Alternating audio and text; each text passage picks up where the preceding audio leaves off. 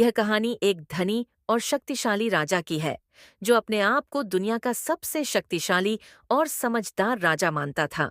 वह सोचता था कि कोई भी उसके समान शक्ति और ज्ञान वाला नहीं हो सकता। एक दिन उसने यह सवाल अपने मन में उठाया कि क्या कोई व्यक्ति उसके मन की बात का सही अनुमान लगा सकता है, यानी वह क्या सोच रहा है। राजा ने अपने सभी दरबारियों और नौकरों को बुलाया और उन्हें यह सवाल पूछा।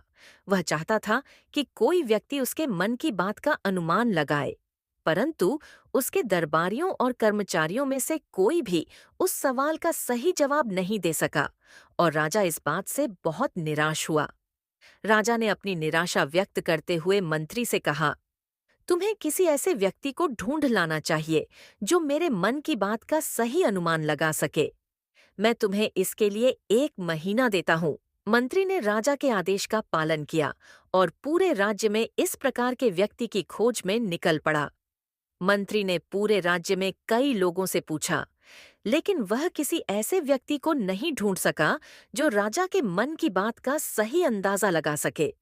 महीना समाप्त होने को आया और मंत्री बहुत ही निराश हो गया। अब वह सोचने लगा कि वह क्या करे, क्योंकि उसे राजा के सामने पेश करने के लिए कोई समाधान नहीं मिल रहा था। तभी मंत्री की बेटी ने उसे उत्साहित करते हुए कहा, पिताजी, चिंता मत कीजिए। मुझे विश्वास है कि मैं उस व्यक्ति को ढूंढ लाऊंगी जो आपके काम आ सके। मंत्री ने अपनी बेटी की बात को नजरअंदाज किया, लेकिन फिर भी उसने कहा, ठीक है, देखो तुम क्या कर सकती हो।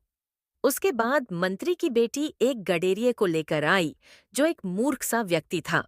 वह गडेरिया बहुत साधारण था, जो खलिहान में भेड़ें चराता था।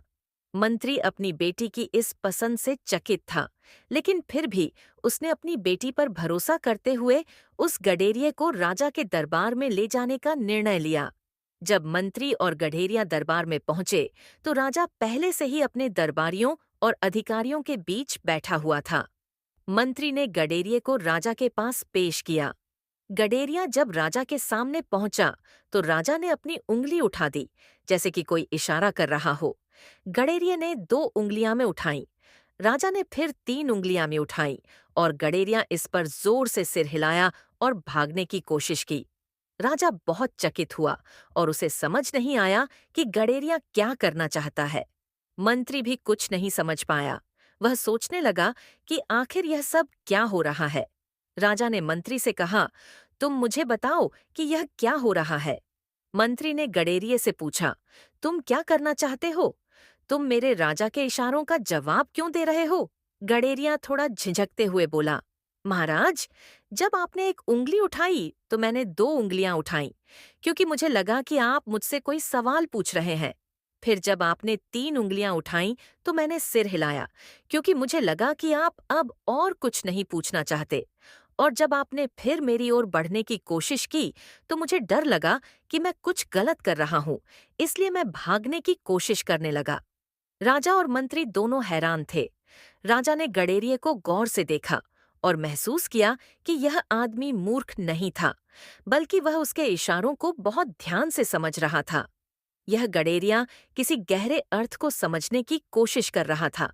राजा को यह समझ में आया कि असल में गडेरिया ने उसकी मनोवृत्ति का सही अंदाजा लगाया था, लेकिन राजा ने कभी इसे सही तरीके से व्यक्त नहीं किया था। राजा ने गडेरिये से कहा, तुमने बिल्कुल सही किया। मैं अब समझता हूँ कि असल में किसी के मन की बात को समझने के लिए बाहरी इशारे और संकेत ही पर्याप्त होते हैं। तुमने ठीक तरह से समझा, जबकि मेरे दरबार के सभी लोग केवल शब्दों पर ही ध्यान देते रहे। राजा को यह एहसास हुआ कि जो व्यक्ति दिखता है वही सही नहीं होता। कभी-कभी एक साधारण व्यक्ति भी असल में बहुत समझदार हो सकता है। राजा ने गडेरिये को सम्मानित किया और उसे अपने दरबार में उच्च पद पर नियुक्त किया। इस घटना के बाद राजा ने यह सीखा कि असल ताकत केवल बाहरी शक्ति और संपत्ति में नहीं होती, बल्कि सही सोच और समझ में होती है। इस प्रकार गडेरिये ने राजा को यह सिखाया कि किसी व्यक्ति का मूल्य उसके ज्ञान, समझ और विचारधारा से आंका जाता है, न कि उसकी स्थिति या प्रतिष्ठा से।